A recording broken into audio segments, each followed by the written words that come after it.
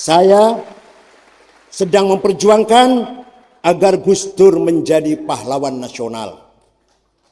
Mbah Hashim berjasa besar, Wahid Hashim bapaknya Gus Dur berjasa besar, jadi salah satu anggota tim 9 PPKI bersama Soekarno-Hatta, Agus Salim, Karim Muzakir, Wahid Hashim, Muhammad Yamin, Abi Kusno, Laiman, Marmis. Gus Dur walaupun jadi presiden 23 bulan fakot, hanya salah tahu syahr fakot. Pak Harto 32 tahun, Gus Dur 23 bulan. Tapi jasanya Pak, kalau jalan malah DPR ngeritik waktu itu. Presiden persir terus, ngabisin uang negara, enggak roh itu. Saya tahu, pernah saya temani waktu di Kuwait. Kalau jalannya ke negara Arab, Kuwait, Qatar, Saudi, apa ngomongnya Gus Dur? Ini Aceh lagi ingin merdeka, jangan dibantu ya. Oh iya. Kalau jalannya ke Amerika, ke Eropa, ke Australia, ini Papua, Irian lagi ingin merdeka, jangan dibantu ya. Ya. Jadi Gus Dur hanya jadi presiden 23 bulan, tapi penyelamat perpecahan Indonesia, penyelamat keutuhan NKRI Indonesia. Hanya 23 bulan jadi presiden. Oponnya 30 tahun. Di samping beliau itu yang mendirikan Kementerian Kelautan dan Perikanan. Negara maritim kok nggak punya Kementerian Perikanan. Cuma dirijen di pertanian. Gus Dur yang pertama kali membangun Departemen Kelautan dan Perikanan. Di Departemen Agama ada direktur pesantren juga ketika Gus Dur. Tadinya pesantren nyantol di Bimas Islam tadinya. Sekarang ada direktur sendiri. Sebenarnya pesantren harus menteri sendiri sebenarnya. Menteri bidang pesantren sebenarnya nanti. Kalau saya jadi presiden nanti. Itulah jasanya Nahdlatul Ulama. Luar biasa. Nah, di Timur Tengah tidak ada yang kayak Ki Hashim. Percaya sama saya, percaya betul. Saya lama di sana kok, 13 tahun setengah. Tapi pulang tetap nggak jenggotan.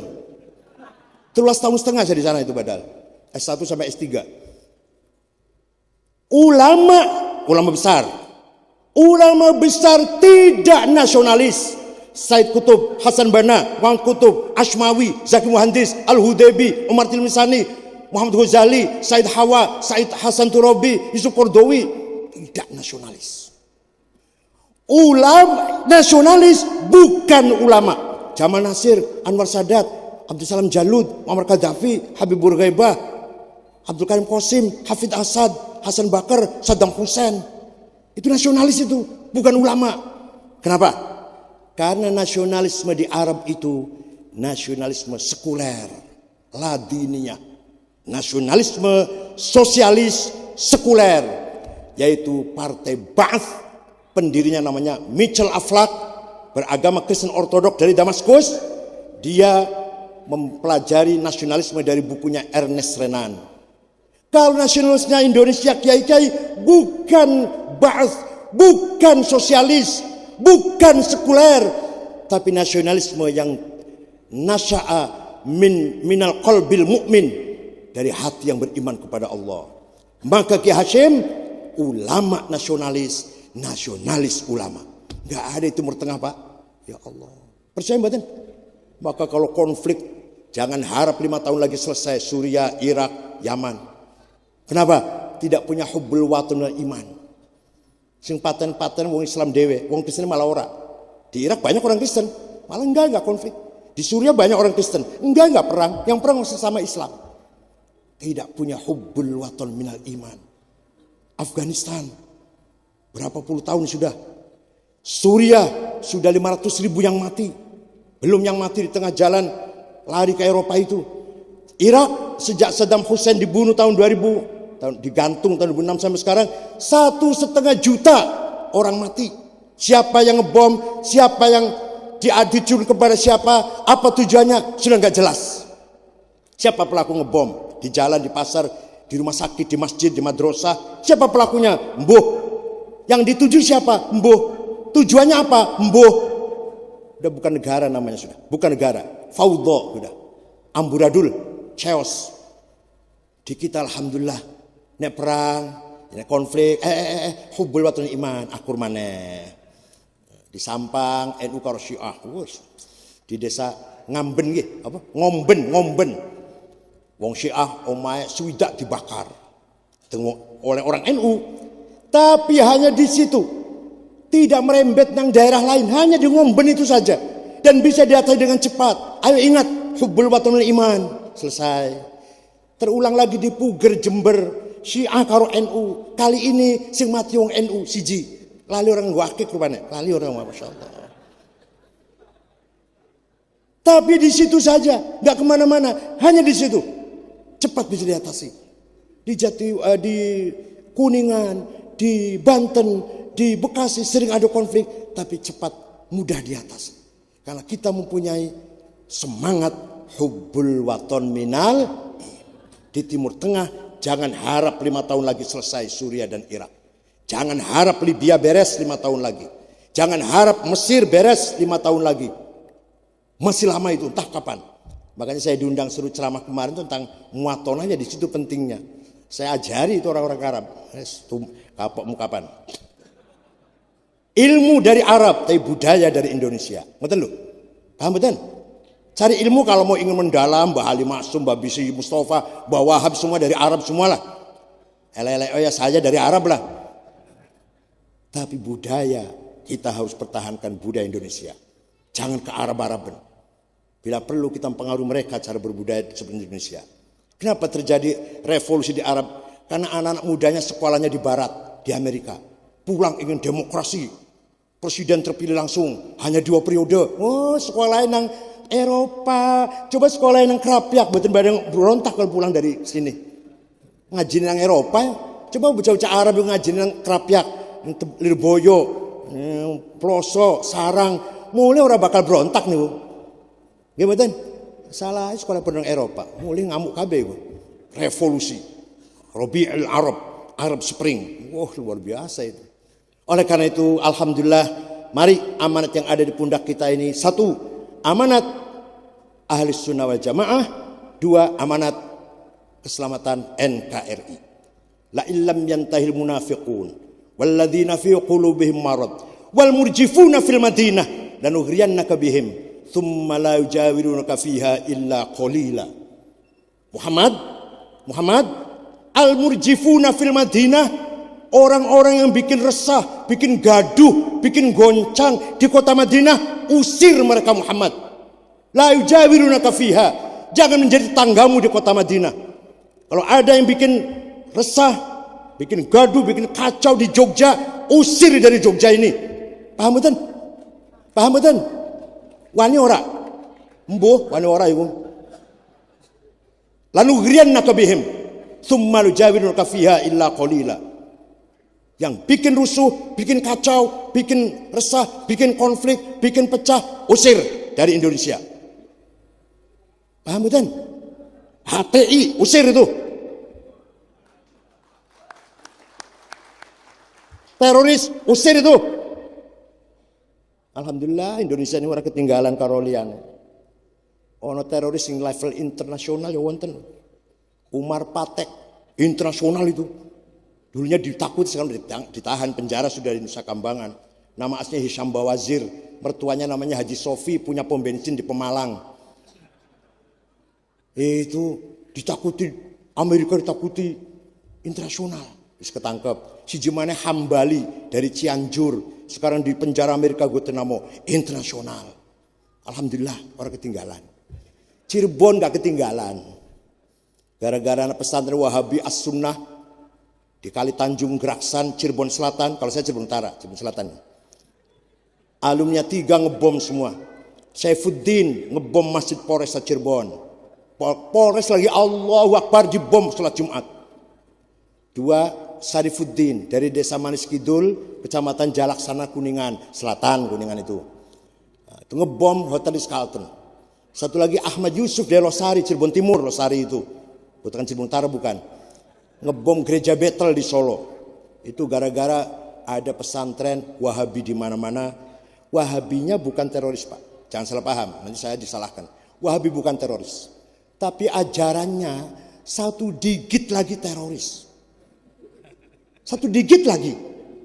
Dolal, bid'ah, finnar, sesat, musyrik, bid'ah, sesat.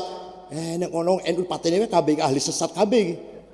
Wong itu ahli dolal semua, patene kabeh. Jadi kayak gitu jadinya. Tinggal berani apa enggak, ada kesempatan apa enggak, ada nyali apa enggak.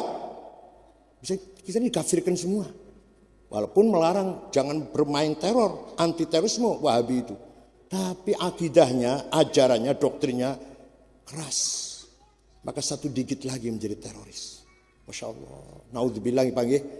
Iku Syarifuddin Cirebon iku bapake niku ibune tukang jualan gorengan telo niku. Nah, si anake mondok. Alhamdulillah anakku mondok gratis. Alhamdulillah gratis. Majanan pondoke niku. Setahun pulang bapak kafir, ibu kafir. Loh.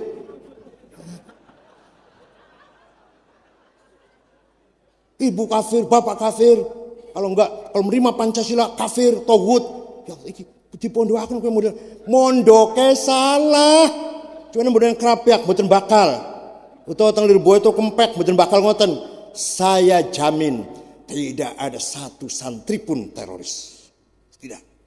Kiai-kiai kampung desa niku sing sarunge cap gajah duduk 3 minggu durung diumbah. Klambine ora setrika, kopiah coklat campur ireng. Minyak wangine misik 10 gram 5.000. Rokoknya jarum coklat, musolane 5 watt lampune, tikarnya robek, ambune amis, kolai asat, cibuke bolong. Ngalor ngidul nggawa tas, mereknya tasnya Pak Agus DPR itu mereknya Aigner, Prada, Beli. Tasnya Kiai Kampung bagus, pojoknya tulisannya ngeten, Musyawarah Majelis Ulama Kabupaten Bantul.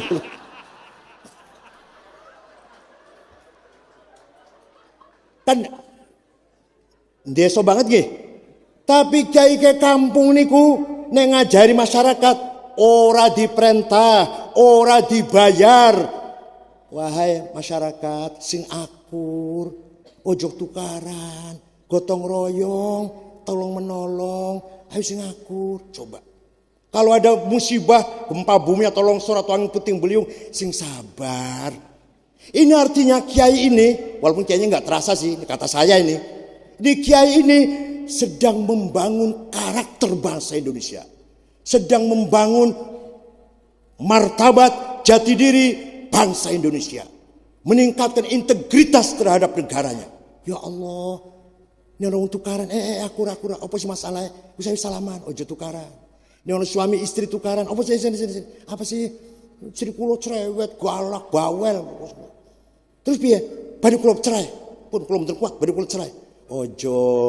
Ojo pegatan, tenimbang pegatan, lu apik kawin maneh. Kiai kampung bukan saya, Kiai kampung. Itu artinya kalau kiai di Indonesia koyo iki kabeh ora usah Densus 88, ora usah deradikalisasi, enggak usah. Nambah-nambah anggaran negara itu. Enggak usah ada Densus kalau kiainya seperti ini semua.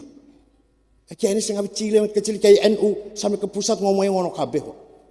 Begitu demo masalah Ahok, saya sendirian yang melarang demo. Silahkan yang lain demo, saya sendirian nggak apa-apa.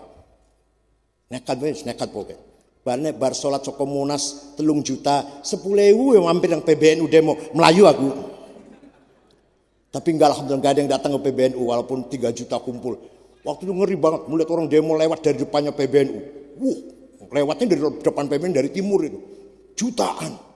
Iki nek mulai soko Monas demo nang PB gara-gara ketua yang larang demo. Wah, piye iki? Tapi mboten alhamdulillah. Enggak apa-apa. Saya dibully, dicaci maki, enggak apa-apa. Katanya dibayar piro oleh Ahok, enggak dibayar. Kenal ora kok. Tapi karena saya minimal paling ora mewujudkan, membangun keseimbangan minimal. Ono sing demo, ono sing ora, ngoten lho, ben seimbang.